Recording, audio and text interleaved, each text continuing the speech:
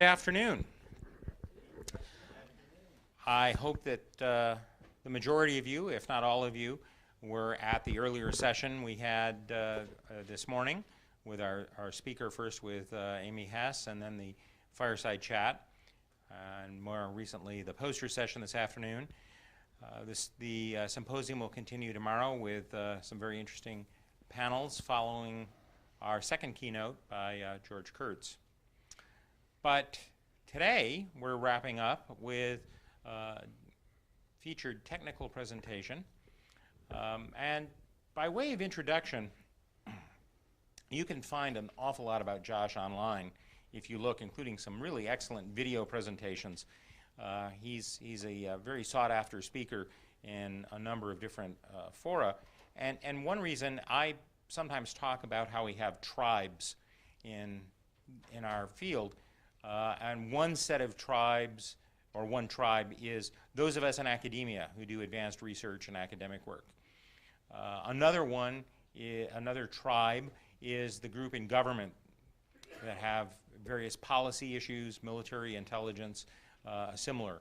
A third tribe is the one out in the world of commerce that actually has to build and deploy solutions and listen to immediate customer needs and build to those. A fourth tribe are those who are a combination of hobbyist, gray hat, black hat, a number of people who are out working not necessarily to support a business or in the sense of research from an academic realm, but probing its systems. And there are probably others. But what's notable about these is there are very few individuals who cross tribal boundaries, who are present to give talks or who are sought after to speak and discuss with individuals who know some of the players in each of those arenas. Josh is one of the people who is sought after to speak across these boundaries, who does participate and know the various parties involved. And when you hear him talk today, you'll get a sense of why that is. He's got a background where he's worked as an analyst, a security analyst for ISS. He then went and joined the 451 group as a security analyst. This is one of the premier groups analyzing commercial solutions, providing advice to customers. From there, he became the director of security strategy at Akamai, a net services company that all of you use on a regular basis, even if the name isn't immediately familiar. And very recently has joined a startup, Sonatype. I don't know if you'll be talking about that or not, but you can talk to him tomorrow if you're interested in hearing more about that and his transition into the startup realm. But without further ado, let's all welcome Josh Corman.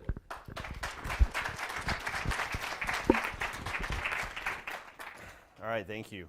I'm so happy to be here, and I've been a longtime fan of Spaff. It was amazing to finally start talking to him a few years back over fine whiskeys of the world at the RSA conference, and now to be here. So it's really interesting journey to go from like reading the things that someone like Spaff and his illustrious trail of students have produced, and now to be here is really a nice milestone. So hopefully we're all awake and caffeinated enough from a very thought-provoking day. The nice part is we get to use our brains. The hard part is we feel exhausted throughout the day. Mostly, I've been waiting since the Batman Begins movie to be able to, or the Dark Knight movie to be able to say this. So I finally said it. There you go. Why so serious? Been a long-time fan of Sirius because it's really, as far as I can tell, the only multidisciplinary approach to this problem. And while there's certainly technical chops in the community, I think it's the attitude or the recognition that this is going to take a village to raise this child, or it's going to take a number of disciplines. I want to encourage and even extend, right? So no matter how multidisciplinary it is at its current state, one of the things I asked at dinner last night was, if you could add one new discipline, what would it be and why? I've been an advocate for introducing things like sociology, psychology, anthropology into the cybersecurity arena because I don't think our bottlenecks are technical. It's not that I don't respect and admire all the great crypto work or all the great research projects. I absolutely do. but we are struggling. Our bottleneck is really struggling to get the outside world to adopt and successfully deploy these technologies. But to the serious point, pardon the pun, I already apologized to Victor. I have been getting more serious, and I've been getting more assertive in my tone. You know, a lot of the people that do the private sector research community, or the hacker community, so to speak, you know, I am not now, nor have I ever been a hacker, but I live among them, and I'm what you get when you put a philosophy guy in a hacker culture for 13 years. But I have trended to more serious, and I have gone from just watching and doing it because it was our hobby. One of the things we noticed is that a lot of us started in this profession because it was a hobby, and when we weren't paying attention, it became our career. But we're now in a third wave where, while we weren't paying attention, software and technology, connected technology, permeates every single aspect of your life. From the time you left your house this morning, you touched dozens of operating systems you didn't even realize were there. It's in our cars, it's in our medical devices, it's in our homes. And I've grown from frustrated with this to concerned about it to outspoken about it to downright aggressive about my tone. And there's a reason for that. And what I'm going to do is give you a slightly more technical version than I gave to TED. But I did a TEDx this past fall. I wanted it to be something that my neighbor could understand. Now, the good news is you're slightly more technical, and I don't have an 18-minute time limit, so I'm going to give you a slightly different delivery. But one of the things that the security profession and the hacker community, and I would assume the same is true for academia, one of the things we really need to be able to do is communicate better. You know, we have a lot of knowledge. We are horrible at conveying that knowledge or catalyzing action. And one of the reasons is we tell people what to do, but it's not practical or implementable, or we haven't really explained why to do it. So I'm going to warm us up a little bit. You know, Sam Lyles wanted me to give a talk on my anonymous research, so perhaps you'll get some questions on that. I didn't include a ton of it. Someone else wanted me to do my cyber war talk, because I talk about cyber war from a non-state actor or a ideological adversary perspective, and that's not necessarily going to be in here as well. I think after listening this morning, what I really want to drive home through this presentation is why we have to make leaps and bounds and step function growth in our approach to security, and why we need to communicate better to other stakeholders who aren't as technical as we are. So that's what I'm going to aim at, but I hope to leave enough time that we can get to those other questions and topics if you like. So I called it Swimming with Sharks, Security in the Internet of Things. You'll see why in a moment. And by the way, that is my Twitter handle, and if you're not on Twitter, it's going to be hard to be a vibrant participant in the security community. But go ahead and send me comments or tweet things. I mean, this is how we're getting scale in the industry, is when people don't know of a new research piece or a researcher, sometimes associating it with these talks is helpful. And I'm going to hopefully give you a little bit of a thumbnail of what the cavalry is. But this is a talk I gave at TEDx. So essentially, I've been in love with the ocean for my entire life. Before there was Shark Week on every year on the Discovery Channel, I used to watch all the Jacques Cousteau specials. I loved it so much, in fact, that the second I could get in the water and go scuba diving or snorkeling, I did. I actually went to school originally to be a marine biologist. At UNH, they had the Woods Hole Institute that I could participate in. And I was self-funding, and it was interesting, but I woke up one day and I realized I knew every Latin name for every single snail. And I didn't feel challenged, especially not for the cost of self-funding your education. So ultimately I switched to philosophy, and now I'm a professional in the cybersecurity world. But I still love the ocean. So when David Litchfield, a world-class researcher and shark photographer, asked me to go on a dive right before DEF CON this summer, I jumped at it. I've seen sharks before on dives, but never deliberately chummed the waters and tried to get up-close encounters. So this is essentially, you know, we went down off the coast of Cape Cod, a couple hours in the boat. You know, you can swim in the ocean for hours at a time and never see a shark, right? They're kind of always there, but they're not interested in you per se. But it's remarkable. We put chum in the water, you know, just a little bit of frozen chum, and within a few minutes, this little guy showed up. This is a blue shark. You know, we'd hoped to see some great whites that day, but we never did. Not necessarily my favorite shark of all the different species of shark. My dream is to see a hammerhead, but it's still pretty large. It was graceful. It moved effortlessly, and I now know why they call it a blue shark, because you can't really tell in the photos, but the sunlight hitting the back of that thing is just breathtaking. It's electric. Now, maybe you think I'm an idiot here, but you know, that's part of the story here. I mean, that's part of the message, is that we tried to get several other security researchers to come on the shark dive with us. And everyone had these polite and convenient excuses about why they didn't want to come with Dave and I. But my boss at the time, Andy Ellis at Akamai, he was much more direct. He basically challenged, what kind of an idiot gets in the water with an apex predator? Right? I mean, everyone makes risk-reward decisions, right? We all make cost-benefit decisions every single day. And for most people, they don't really want to take this risk. But I love the ocean so much, I love sharks, so I said, I'm going to take that risk. Now, I was really on an adrenaline high at this point. You know, it's beautiful. And I figured I was pretty safe in that cage, right?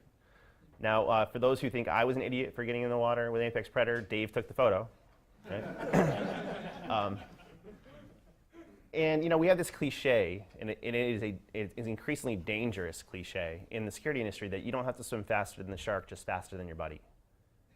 And that's not true, because one of the things, for one reason, you know, we forget the sharks also have buddies. So what was one shark quickly became 2, then 3, then 4, then around 5. You know, actually at this point, Dave got back in the cage because you can't keep track of more than one at a time. They move too quick, and they were nippy. They were taking bites at us. So even though I was in the protection of that cage, they're pretty aggressive. You know, they're in an agitated state, and it was incredibly clear to me why people thought that we were idiots, because this is their natural territory. They are masters of this domain. It's not a fair fight. If I were to encounter one of these guys in the open water, I'd be toast, right? Defenseless, prone. And of course you'd have to be an idiot to put yourself in that kind of threat context. Now, if you think that was a scary dive, this is Dave's prior dive. In fact, I think he got this picture in National Geographic. And we're going to go again right before DEF CON this summer if anyone wants to join us. But you know, there's a primal and visceral fear, and it's a healthy one, right? We have an evolutionary fear of this. Right? We're afraid of snakes for similar reasons. It's a self-preservation instinct. So it's something to pay attention to. Now, Dave is not a shark photographer. If you don't know Dave Litchfield, he's one of the world's best breakers. He is a white hat hacker. He hacks. He was the bane of the Microsoft's existence for many years, beating on the Microsoft platform. More famously, he moved on to Oracle. So Oracle has posters of him throughout the hallways. They claim that they respect him, but he caused them a lot of pain. And he's a wonderful world-class breaker. Now, I've never been a hacker. I said that earlier. But I have kind of taken my marine biology skills, and I've become a marine biologist of hackers, right? I think my specialty, if I really squint back at my career, is I study the various species of sharks, right? The various classes of adversaries. I look at their motivational structure. I look at their preferred asset types that they go after, or what their natural food and prey might look like. And then I look at their tactics, techniques, and procedures, or TTPs as a term of art. And I study that, and I watch their evolutions over time. And so as we got back in the boat, and we were heading in the 2.5 hour boat ride home, our conversation did turn to cybersecurity, and just how tough it's gotten, and just how badly we're losing. So for the prior year, I'd kind of been asking, are we getting better? How would we know? You know, are we getting better, getting worse, or staying about the same? And we lack good criteria to answer that question. But I felt like after enough probing, I had finally got to a place where I knew that, no, we are in fact losing. So maybe you didn't think I was an idiot for getting in the water with sharks, but a lot of my friends thought I was an idiot for studying these guys. This is some custom artwork I had done for our Building a Better Anonymous series, where I spent 1.5 years researching the hacker collective known as Anonymous. And early on, they attacked anyone who offended their sensibilities with impunity. So many friends and family thought I was an idiot. You know, might as well have been swimming sharks to study these guys. But I had to do it because I could tell that it was consequential. This was different. It was changing the game in a number of ways. And while the hacker or white hat research community was unimpressed with their technique or their skill and very dismissive of them, they were important for several reasons, but 2 of them matter for today's discussion. Number 1, they revealed to the world that hacking power existed and was available to anyone who wanted to wield it. So it democratized the existence of what was once a dark art that only a few of us knew how to use, and most of us were too ethical to use it improperly. But also, despite their lack of finesse or skill, they were wildly successful. One of the things we covered was the 50-day summer of lulls, where LulzSec went on a 50-day rampage, taking down everyone in their path. And while we mocked them for lacking sophistication, they were successful in almost every case. And it was one of the things I said is it held a mirror to our neglect, and it showed just how poorly we've operationalized basic security. Because what we were defending against was a different adversary from a different era, and we hadn't really modernized to see that while they're easy to defeat, we hadn't yet successfully or pervasively deployed that. So it was a real wake-up call, in my opinion. Now, on the other end of the spectrum, and some of the folks I talked to earlier today will also understand another game changer was the term of advanced persistent threat, which makes me nauseous to even say out loud. One of my favorite papers of the 451 group, I call it an adaptive persistent adversary. I felt the word advanced meant nothing, and threat was too ambiguous or confusing. And as tomorrow's keynote will say, you don't have a malware problem, you have an adversary problem. So really, I felt I want to focus centrally on the real difference and nuance here wasn't the projectiles or the ammunition used by a state-sponsored espionage actor or well-funded actor. What was different was that they were target sticky, they were tenacious. So back to that, you don't have to swim faster than the shark. This particular one's coming after you, right? There's a level of target stickiness. So target sticky, in fact, that if you think of the RSA Secure ID breach, that was not the primary target. The primary target was a defense contractor. They were so tenacious that when they failed in their initial campaign to get in the front door, they went up the supply chain to the security products used, compromised them, and then went back. So these are multi-year, very patient, very determined, very aggressive, and target sticky. And this also changed the rules. So, the first time I mentioned this briefly this morning on the fireside chat, but the net result is we are losing on every front, despite our best and brightest. We're having more than a breach a week. We're having several breaches per week. And honestly, I could care less about the credit card breaches. It's not that they don't matter, it's that they matter so much less than other areas of weakness and dependence. And really what it comes down to is just the basis of reality that offense is easy. And we kind of know this, but we never said it so plainly to the mainstream media or to policymakers on the Hill. They don't understand how could Target possibly have been breached. Well, they have a false belief that we're all pretty close to secure. It's just every once in a while someone gets the best of us. The truth is we're light years from doing enough security. I mean, one of the harsh realities I came to is that best practices aren't, and that good enough security isn't anymore.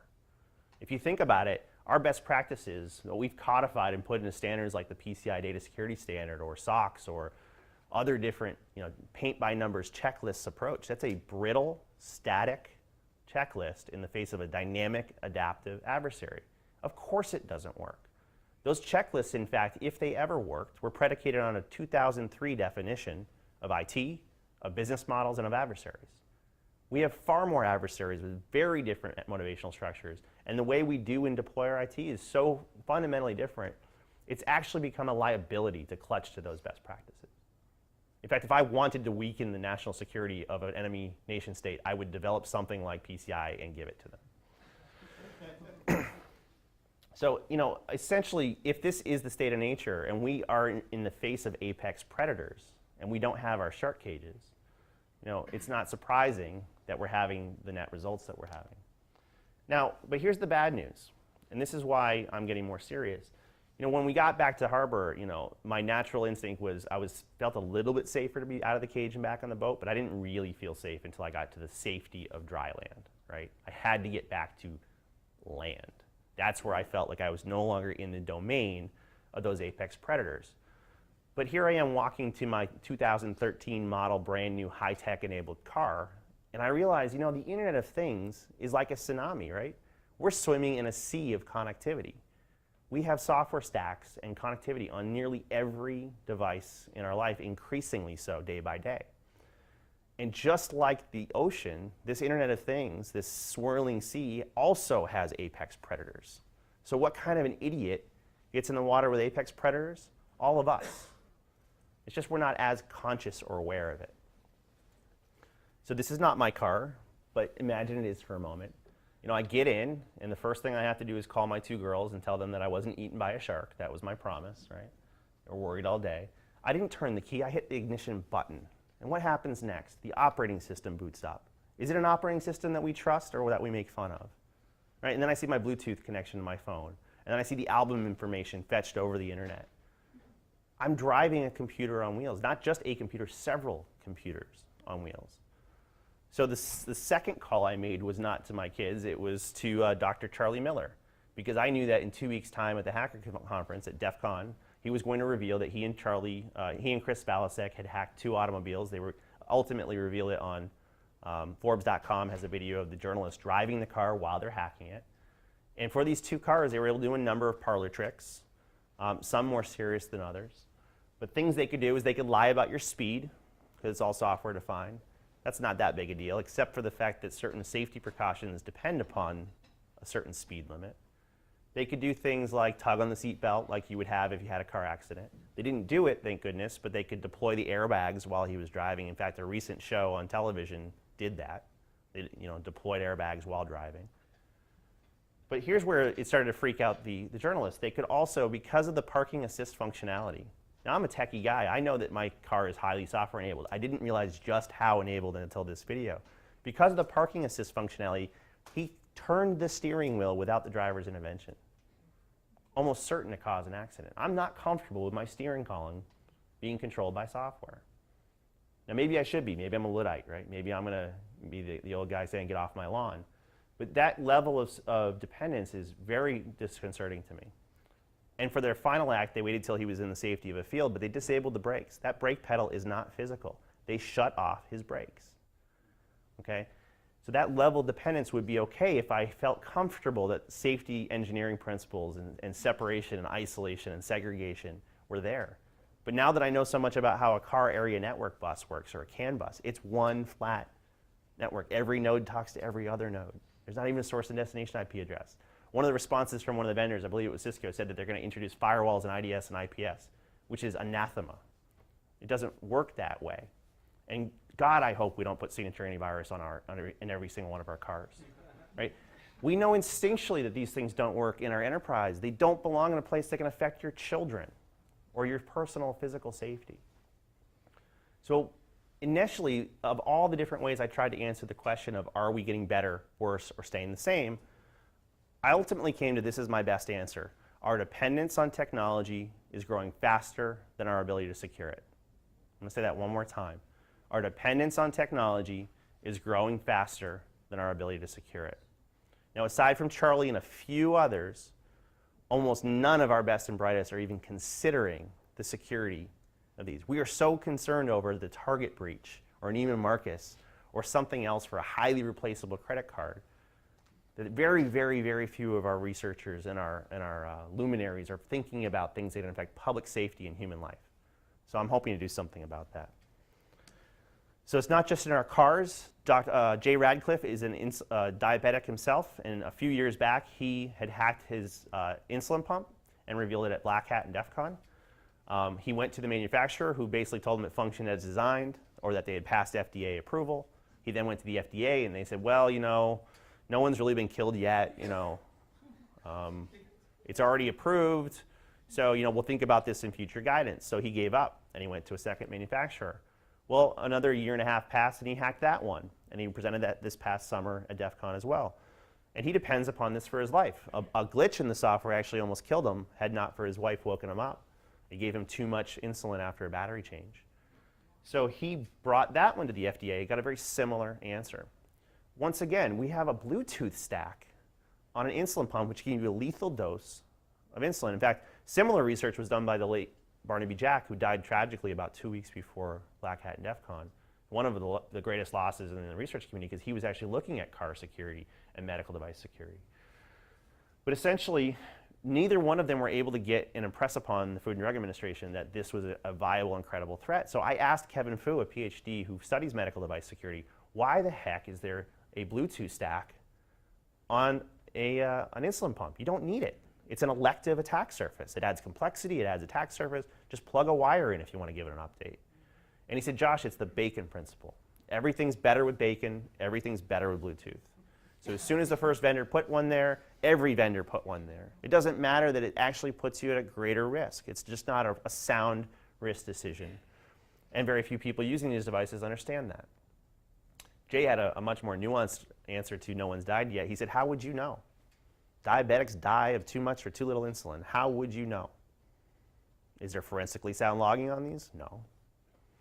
So this elective attack surface and the unsatisfactory replies he's gotten from the FDA and industry has now led him to a risk decision where he no longer will wear an insulin pump.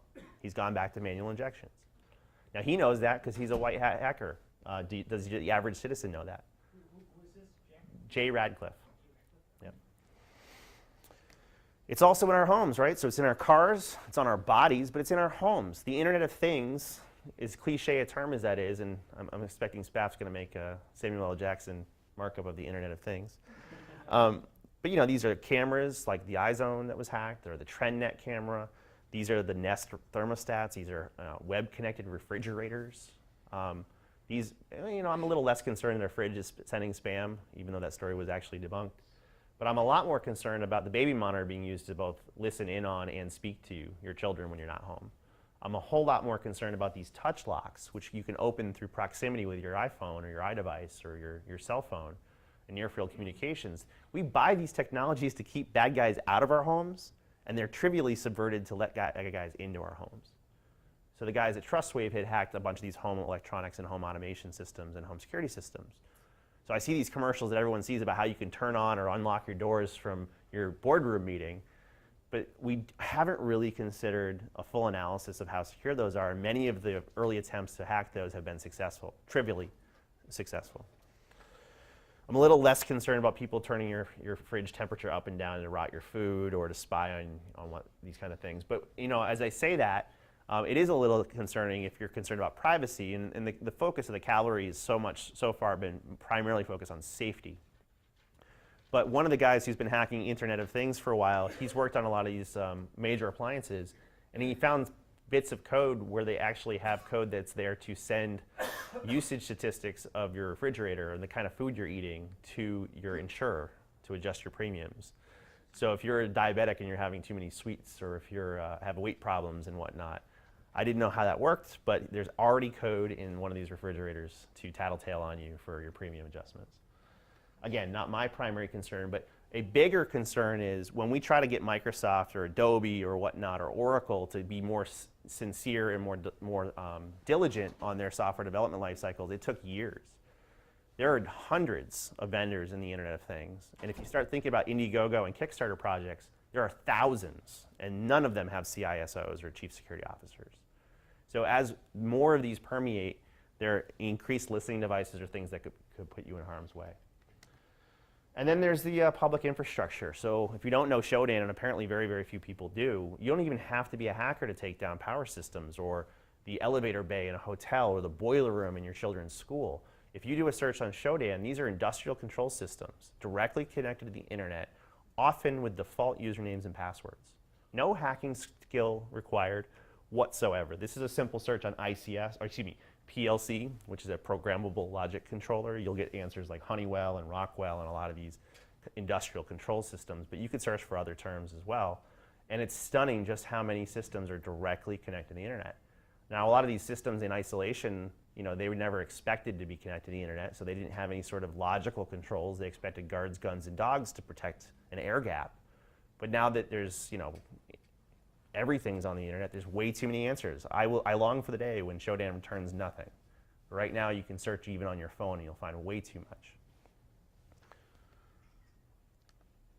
So this is usually the point in the conversation when one of the hackery type people stands up and accuses me of spreading FUD, right? Fear, uncertainty, and doubt. And I have a healthy allergy. I can't stand FUD. Nick Selby once called FUD is, what do you say? FUD is the bastion of the weak. It's a very common tactic used to sell snake oil to people when they're afraid, right? And a lot of the security industry is highly guilty of this. In fact, I usually have a game I play with first-time security people going to the RSA security conference, and I tell them to walk around the show floor and tell me who the 3 sleaziest vendors are. And they pretty much get it right every single time. I'm not going to tell you which 3. But you know, when you don't have merit, you usually talk about fear. But here's the thing. I think our community has over-rotated on this. Just because it's scary doesn't mean it isn't true. So, you know, I'm not a Luddite. I'm not going to smash my devices. I started this conversation saying everything's a cost benefit.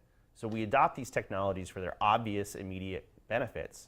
We just have less visible and less obvious costs. And you can't properly do that cost benefit equation without knowing more. So I'm going to hijack FUD, and essentially I'm redefining it as I want you to have facts. That's it. If there's an electric attack surface of Bluetooth on that device, and there's an equally priced, equally functioned competitor with less attack surface and less risk, who's been more diligent about a software development lifecycle, I want you to know that. Let free market forces do this. I'm not trying to dictate the solution, but it's not inappropriate to discuss the facts, and they're very poorly known. And then, like I said, some urgency here because that dependence has exceeded our risk management, so we're way behind, and then demanding more visibility. So the simple answer to what is to be done is I have no clue. But I am one of those guys who likes to fail fast and iterate. So here was an early failure or iteration. A few years back, I basically, I think it was 6 years ago at this point now, I had this instinct that security people could never secure anything. By the time a security person inherits the project or the environment, they're inheriting the downstream consequences made by the CIO and the CTO, and it may not be defensible. Right? It may be too late for us to band-aid and put aftermarket security on things. And that's a hyperbolic statement, but it's not that far from the truth. And I said, let's go further upstream. So what I wrote, what was essentially the Hippocratic Oath, or an attempt to be a Hippocratic Oath for software developers. David Rice and I and Jeff Williams, we wrote the Rugged Manifesto. We looked at the Agile Manifesto, Agile replacing the waterfall development methodology. And we couldn't find the word risk or security or threat or adversary or any sort of security-related terms in it. And we decided to make an alternative. And it wasn't that we were going to come up with a brand new development methodology. Developers do what developers do. It's that we wanted to at least plant the seed that what they were doing could potentially had consequences. And I'll let you read it at your leisure, but let's go to that Bluetooth insulin pump example. This one line could have been a difference maker. For those listening in at home, I recognize that my code will be attacked by talented and persistent adversaries who threaten our physical, economic, and national security. It's not that these people are irresponsible. It's that in their design, they didn't factor the presence of an adversary. Simply acknowledging that people may seek to undermine this design decision may have led to a different one. Perhaps they'd have the Bluetooth stack for some business reason that was justifiable, but perhaps it'd be off by default. Now, while it was true and while it's been successful and while several universities and private sector folks have deployed many of the things in the Rugged Handbook and the implementation guide, it was an incomplete truth. What we've basically started to figure out is the greater truth is this can't be solved by security alone. It can't be solved by development and security alone. It's a public safety issue. It's about public good, therefore the public needs to be involved. So we're starting to realize that we have to expand further than just the people who write the software and defend the software. So the newest response is called the cavalry, or rather I am the cavalry. And this came out of me thinking naively for many, many years. Spaff would have laughed at me, and he's about to. But I truly believed in my heart that if I could build up enough personal credibility and get the right message and the right concern in front of the right stakeholder, they'd fix it. And about a year and a half ago, I got as high and deep as one can get. And we got in front of the right people. And they can't fix it. Either they don't get it, or they don't feel empowered, or this just isn't something that will pass through the meat grinder and politics and partisan and budget. And it was a very sobering and disappointing moment. It was also a very empowering one, because if you know the cavalry isn't coming, then it falls to us. Right? I looked everywhere for the adults in the room, and there aren't any. So last year at DEF CON, at great personal risk, we sent out our clarion call, and we basically said, all you hackers, you have to be the adults. We have to step up and lead. If the person isn't sitting to your left or your right or in your chair, they're not going to come fix this. And I alluded to this morning, but essentially, senators and congressmen and people in the intelligence community, they're no more experts on fracking or stem cell research than they are in cyber. Why do we expect them to be the experts on this? It was very silly. So now we're in a new stage of silly where we're going to try to be a technically literate voice of reason, a non-commercial voice of reason, and engage directly with public policy and the mainstream media. So we have a deliberate, concerted effort to do things that affect public safety and human life, and we're calling it I am the cavalry. So the paths forward, well, we know we're probably starting too late, even though some people think we're starting too early. And we know we're going to make mistakes. But we know it's time to do it because we're adrift. and prone at sea in the Internet of Things, and blood is in the water. So, our response at the moment, which I'm going to define more casually in a moment, is initially started as an idea. We basically sent out a call at DEF CON and said, if you think this isn't crazy, if you want to help, join us in a month and a half in Louisville, Kentucky at the conference known as DerbyCon, and we're going to hold our first constitutional congress for hackers, where we're going to determine identity, our mission, vision, and goals. And we didn't know if anybody would show up or if we'd be mocked and ridiculed because we're a fairly cynical crowd. We had 100 people on their own dime go to Louisville, Kentucky and lock themselves in a room for 2 days. So we knew that it resonated. It spoke to the parents or to the adults or the people who felt more equity in their lives. It spoke to the people who were burned out and were working on things and having their boss dismiss everything they said. But really it's because we were talking about security of consequence. We weren't talking about how to protect credit cards better. We were talking about things that affected safety. And we're also talking about the image of hackers and the increased threat of criminalization. And since then, we've basically been having a rolling set of working groups at various conferences. We were invited to Blue Hat, Microsoft's elite invite-only conference. So we had a couple of days of working sessions there. Then ShmooCon, and then in B-Side San Francisco, we had a 2-day workshop followed by RSA giving us booth space for 3 whole days, the largest security conference in the world. So we're somewhere between 300 and 500 participants of varying levels of activity, and we're really honing in on different types of work. So this is way too many bullets that they made us do at RSA, so I'm going to skip that. But it was founded by myself and Nick Prococo, early and active leaders. These are not C players. This is Katie Mazuris at Microsoft, who runs Blue Hat, who initiated the first bug bounty program in the history of Microsoft after they said they would never do a bug bounty program. She's co-authored and authored 2 ISO documents on coordinated disclosure, a very necessary skill we're going to need as we go to deal with these brand new companies who have never dealt with a hacker before or never dealt with a vulnerability being found in their product.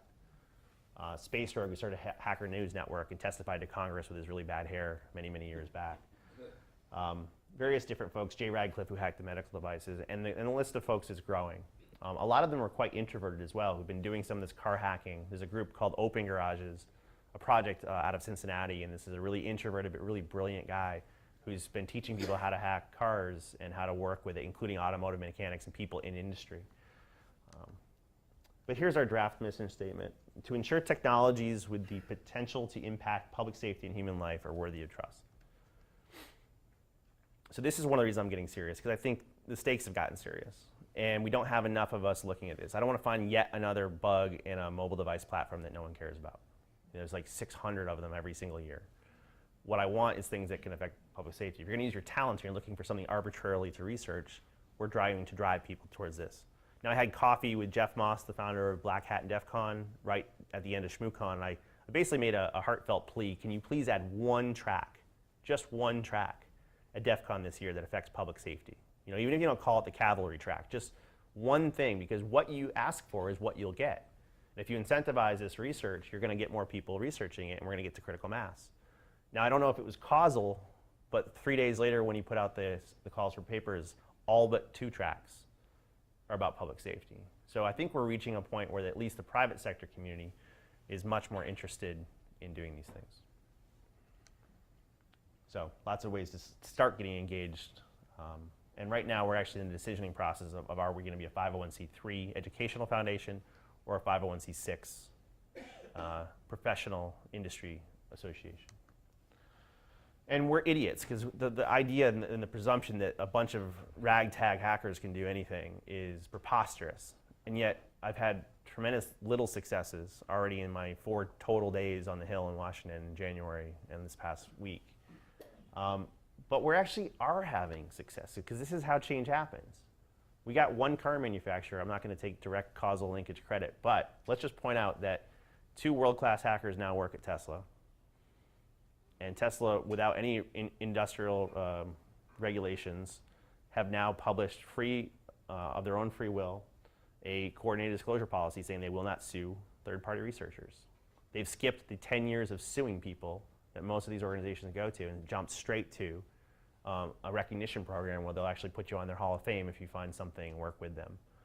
So we're hoping that sets a tone in the free market that their competitors also have to at least meet and exceed this initial offering, and we believe that they're probably going to offer a cash bug bounty in the near future. We've also had similar successes with the medical device field. After Jay Radcliffe struck out with the FDA, we started collecting all the existing research we knew. So we went from collecting to connecting to collaborating, and we pooled all these different things, and each one of those researchers hit a different stone wall. They hit a different obstacle, but some of them were craftier than others. So what we found out is if the FDA won't publish the vulnerabilities, it turns out the Department of Homeland Security has an industrial controls cert, or the ICS cert, who will.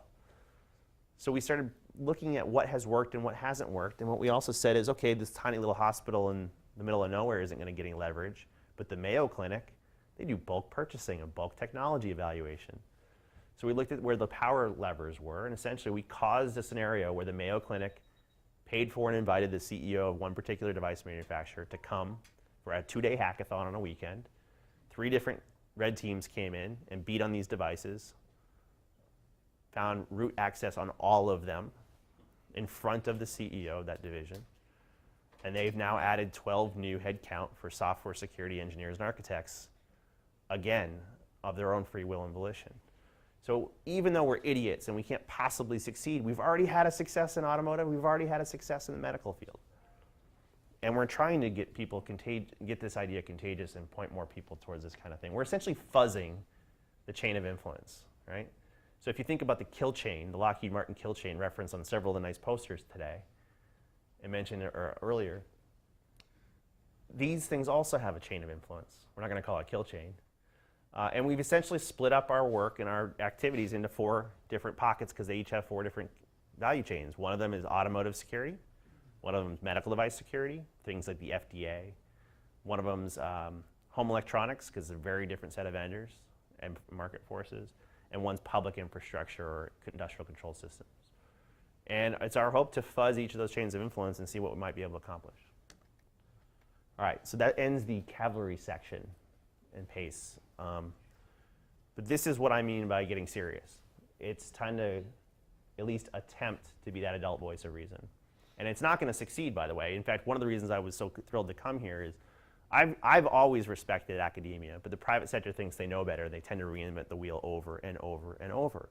And for some of these use cases where human life is on the line, we have solved this in academia. We know things. We know better development modalities. We know things like formal design, right? We know we don't have to use discretionary access control architectures in areas where it isn't appropriate. So we have a lot of the answers. We just haven't had the trigger to capture the hearts and minds of policymakers and average citizens to listen to those alternatives. So I don't think we're cutting from whole cloth. I think we have plenty of knowledge that's been locked away in academia or being reinvented constantly by egotistical rock stars in the private sector. But we have to combine those into a successful intent through result.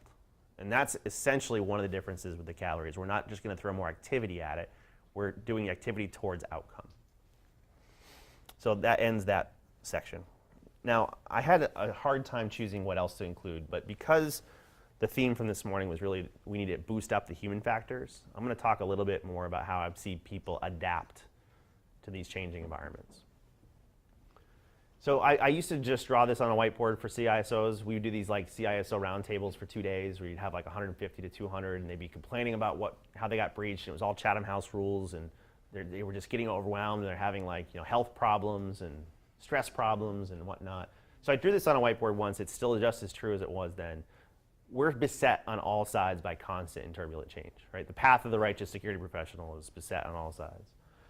And it's either changes in the threat landscape, changes in the regulatory landscape, changes in technology, changes in business, or changing economics. And now I'm calling it socioeconomics. But I got into security because I wanted to fight bad guys, right? I cared about the threat landscape. And that used to be our North Star. But unfortunately, with the rise of PCI and SOX and HIPAA and high-tech and GLB and all sorts of things, they're breeding like bunnies, compliance began to eclipse the threat landscape as the #1 driver of security spending, which would be fine if it was a valuable proxy for threat, but it's not. It doesn't prepare us for threat. It often makes us distracted from threat. So at a minimum, it could be a net new set of requirements, but it has completely eclipsed. I know Fortune 100 companies who don't even have much card data at all, who use PCI and only PCI as their entire risk strategy. These are publicly traded Fortune 100 companies. that do not a penny more than PCI. One of the CISOs I know and I work with, he deliberately puts PCI card data in different parts of the network so he can actually get an IPS device funded. He spreads the scope of PCI data when you're supposed to collapse it. I mean, these are the scrappy things that these guys have come down to, and part of it is around 2008 and 2009 when the economy turned, it basically drove a wedge between mandatory security and discretionary security. Now, the mandatory stuff gave you a budget, but it gave you a budget for our oldest and our least effective security controls. So that really kind of dominated and has dominated the security spending. And I knew that because as an analyst at 451, I had all the spending numbers. I called them PCI's chosen few. There were 11 technologies required by the standard, and those ones were recession-proof. And all these other great things were really struggling to get any budget. In technologies, that might have been x86 virtualization. It might be bring your own device. It might be cloud computing. It might be mobility. Pick your favorite topic du jour. But those have a real impact on our traditional security approaches. You couldn't do antivirus and IDS the same way in a VMware environment. It didn't work that way. So we had to do additional effort just to get our old techniques to work the same or as good in these new modalities as we did prior. And then there were also academic and esoteric things like hyperjacking and new attack surfaces like the VM manager and whatnot. But that also made our lives harder. And then the business, the markets you're competing in, your supply chain, collaboration, talking and opening the doors more to your customer install base, various different board of directors type decisions could impact your business. And then we got our budgets slashed, right? It's not like we're growing our security staffs and our budgets at the rate of the threat. So we pretty much have constraints in those departments. So in the face of that, a couple of things happened. And in the risk and metrics community, which I participate in, we often talk about frequency times impact and annualized loss expectancy and a whole bunch of stuff that ends up becoming very academic very quickly. And a lot of these are just really wild guesses. So I tried to turn it on its ear after talking with Dan Geer for a while, and I said, look, let's talk about this in a completely different way. How replaceable is an asset? You could argue that this is just a tweak on existing measurement types. But credit card numbers are highly replaceable. I was one of the ones affected in the Target breach. It was a mild inconvenience, right? At most, it's $50 of liability. It's a pain because all my direct payments got screwed up, but I get it back, no harm, no foul. You could almost say it's a victimless crime. Almost. And yet 99% of our time and energy is spent on protecting these pieces of plastic that are indefensible. Right? We haven't even migrated chip and pin. I'm not saying that's a panacea, but we haven't even tried it. So I'm pretty upset with that. Whereas this is coming at the opportunity cost and neglect of your trade secrets, your intellectual property, your human life. So less replaceable or irreplaceable assets. And this is going to come up again later. So because I want to stick with this theme of it's the people that matter, not the tech as much, or we've been overbalanced, I'm going to give you a little bit of a look into one of the ways I studied Anonymous, false flags, the banking attacks like the Syrian Electronic Armies. A friend of mine, David Etcher, and I, we came up, this is the simplified version, but we came up with an adversary-centric model. And if you're in the risk metrics community, this is sacrilege. Most of these guys think it doesn't matter who's attacking you. As long as you harden the system, it shouldn't matter. And not only do they not like this model, they hate it. Hate this model. A lot of the risk frameworks either ignore outright or deliberately take out any aspect of who is attacking you. But back to the shark metaphor, these are the species of sharks, and they act differently. And they have different motivational structures, right? So without reading every single little bit to you, I just want to orient you. I think the single most important factor in these breaches isn't anything you did. It was who was after you. It was the presence of an apex predator. And we have various types of them, and not everyone faces every single one of these. So it might be nation states, it might be organized crime, it might be script kiddies, it might be hacktivists, it might be insiders, it might be the auditor. I treat an auditor no differently than an adversary. So if you map and you chain these, and you can have a data-driven model for this. I did at Akamai. I was able to spot false flags based on deviations in these chains. But essentially, if you map a who to a why to a what to a how, it's which adversary class is operating and playing chess and game theory within which motivational structure. Because that determines how they'll play. Are they target sticky or indeterminate?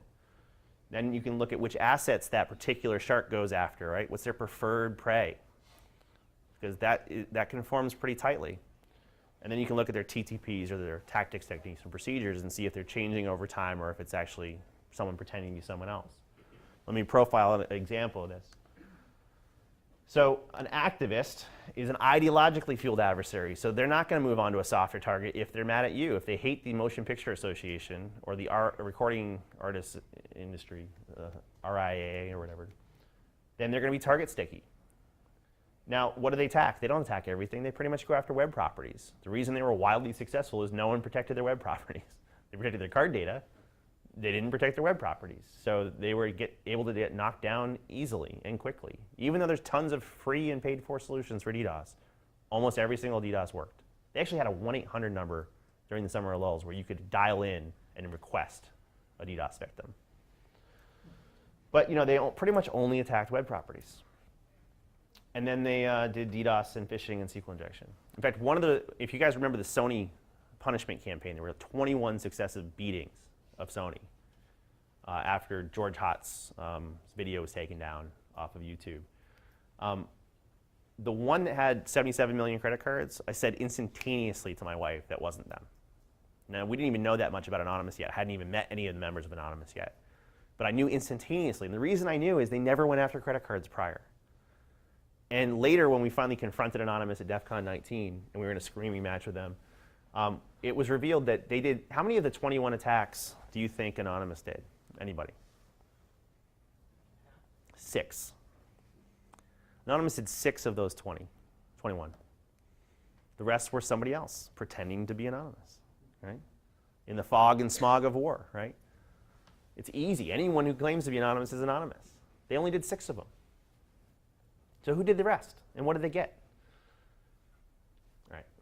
So that's one of the things you can tell. With a Zeus attack, for example, there was a bunch of DDoS attacks on banks. And the incident responders have to make real-time decisions. Is this a restore services type incident, or is this a distraction to buy time for money mules to perpetrate fraud? In the case of one of the Zeus ones, which is publicly documented, it was a weapon of mass distraction. The DDoS attack was actually to occupy incident responders and distract them. They could say we are Legion all day long. It was actually a Russian organized crime gang. So we use this in 2 ways. We use this as a tabletop exercise for executives to say which of these, choose your own adventure, which of these adversaries are you most concerned about? And then you can ghost out all the assets that they don't go after. They have no natural predators. And then you can focus on what are the countermeasures necessary for those particular assets against these particular foes.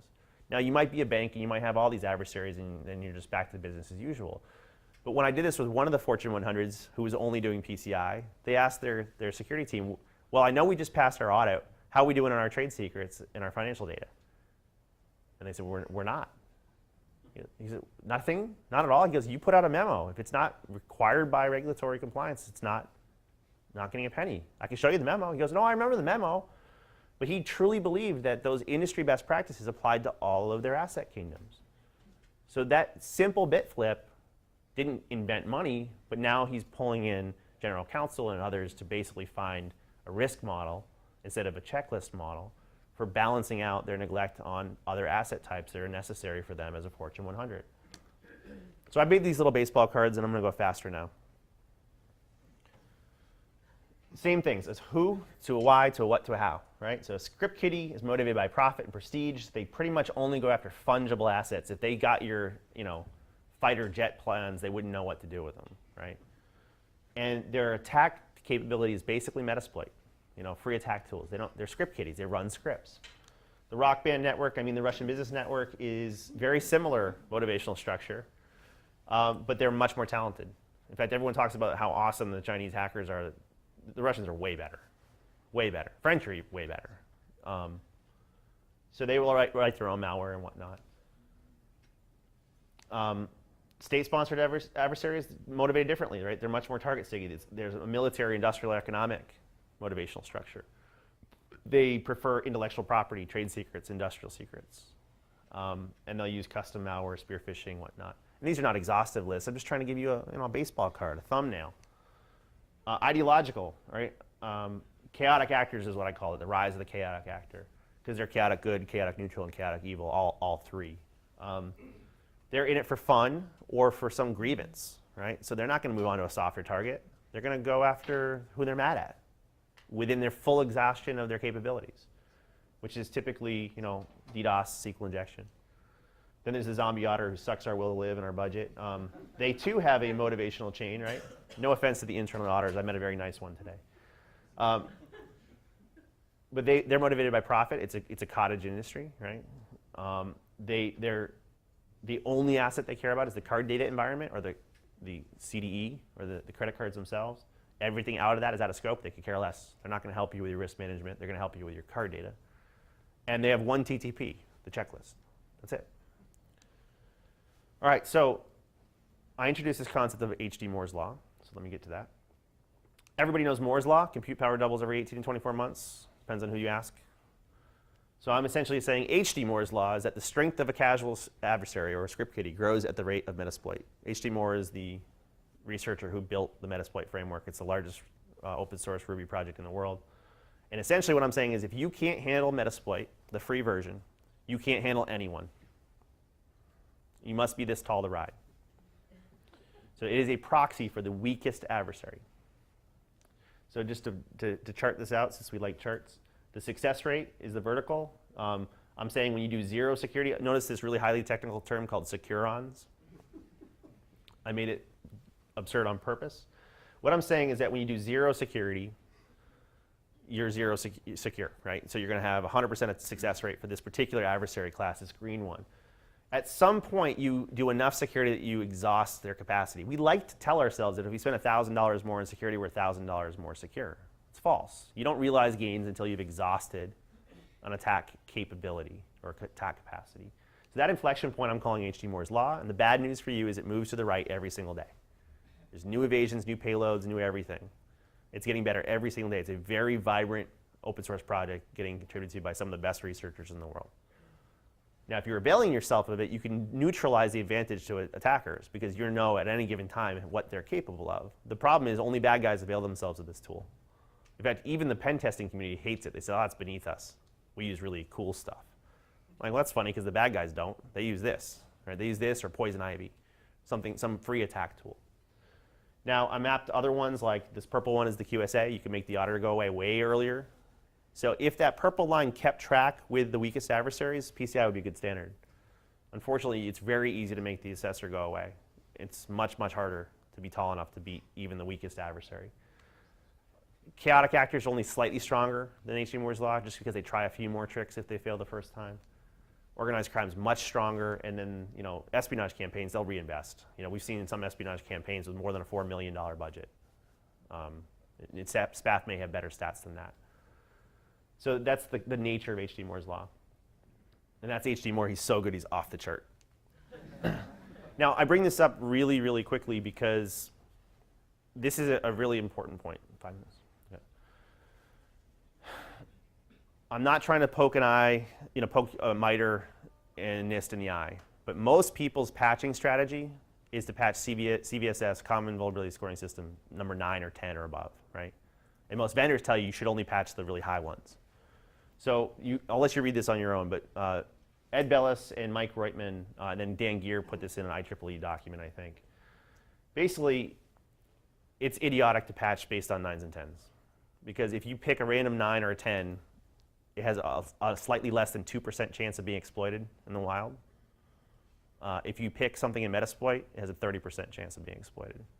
So it's a much better proxy or decisioning support. I'm not telling you to use H.D. Moore's law because I coined it. I'm saying the data supports that if it's in a free attack tool, it's 15 times more likely to be exploited than if it isn't. It had nothing to do with CVSS. And the NIST guys and the MITRE guys will tell you they don't expect you to make your decision based on that score. It's a base score. It should be combined with how critical the asset is or what other controls you have. But most programs, their patching strategy is 9s and 10s. And that's a very, very poor indicator. Right, so let me just, in my last 5 minutes, talk about zombies, right?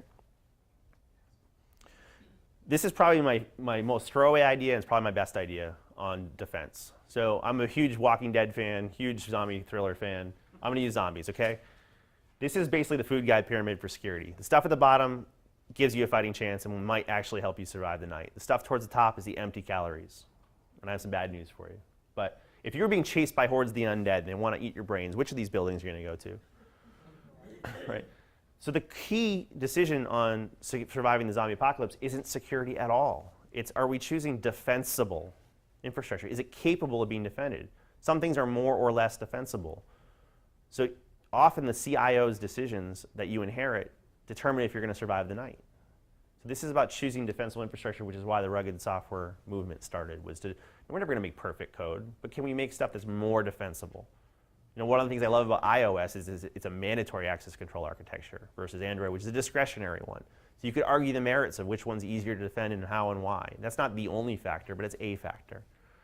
And the second most important part of this pyramid is, do your fellow survivors keep their wits about them and act as a team, right? So at the bottom is about reducing your attack surface. This is about reducing your entropy.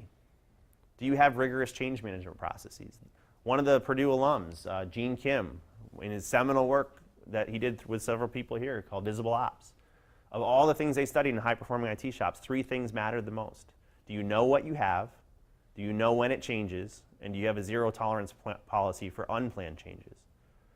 So by keeping the chaos and the noise down, you actually may be able to avail yourself of things like anomaly detection and things that go bump in the night.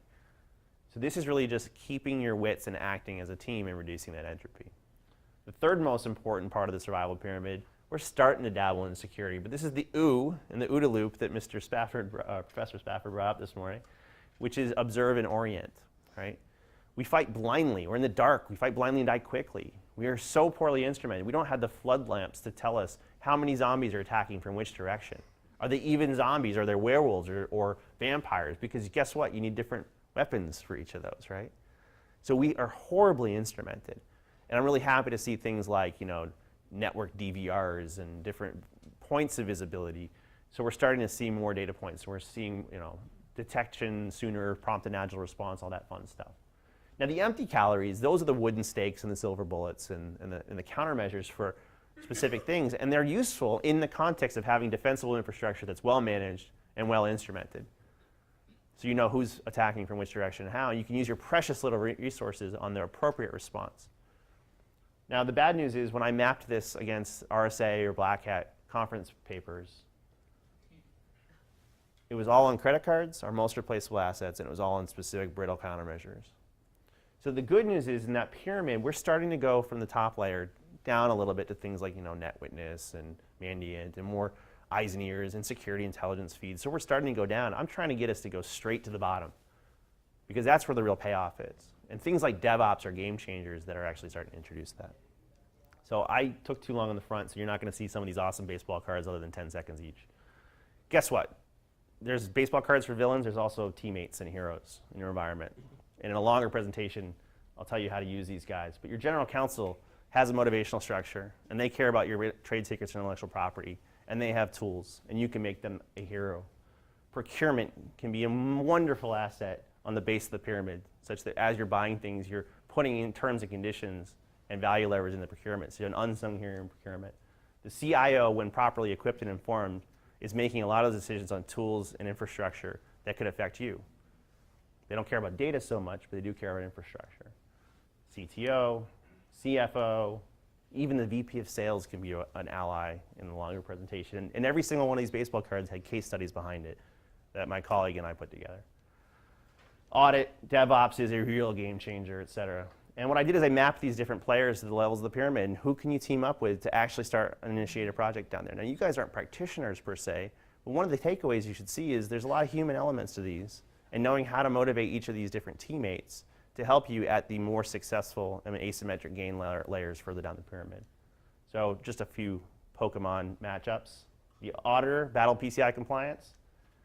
They meet your internal auditor. You can defeat them, right? Victory. Oh, but let's tweak it a little bit. What if it's add a script kiddie? Well, we know it's not tall enough, right? Script kiddie can use Metasploit. Okay, what about intellectual property? Well, you bring in a state-sponsored adversary, you throw them up against your internal auditor who only cares about card data, how's that going to turn out? Bye-bye. Let's try that again. What if you bring in the general counsel who knows that if you try to sue someone for stealing intellectual property and trade secrets and you didn't take reasonable steps to keep your secret secret, you're going to lose that case. They know that, you don't. They know. Maybe add in a risk management person. Maybe added to procurement, right? So then you have a fighting chance. Here's the battle of the web properties, right? This was anonymous versus nobody. Nobody even bothered to show up. That's why it worked. Whereas it was pretty easy to defeat with a little bit of procurement, maybe some DevOps. Boom. So here's my departing thought. Our role going forward isn't to be a hero. We might have started out as a little kid and then we became a full-fledged superhero adult. Don't ask me how you go from a white male to a white female to Nick Fury as a Lego.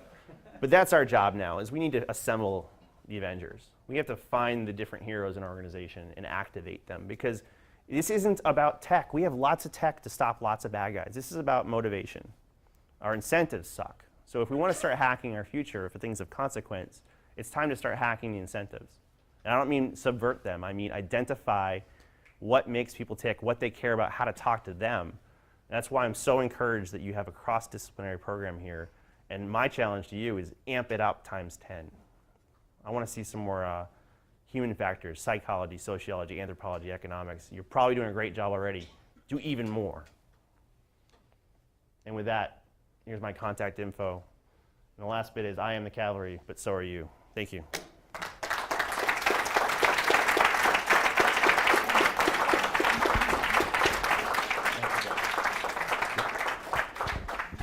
We had so much information in that presentation. It's run a bit over on our schedule. And so what we're going to do is we're going to let you leave at this point. Josh will be here for a few minutes if you've got a burning question. He's also going to be around all day tomorrow at the symposium, so you'll have an opportunity to talk to him then. So rather than take questions now, we'll say thank you very much, and we'll see you at the symposium tomorrow.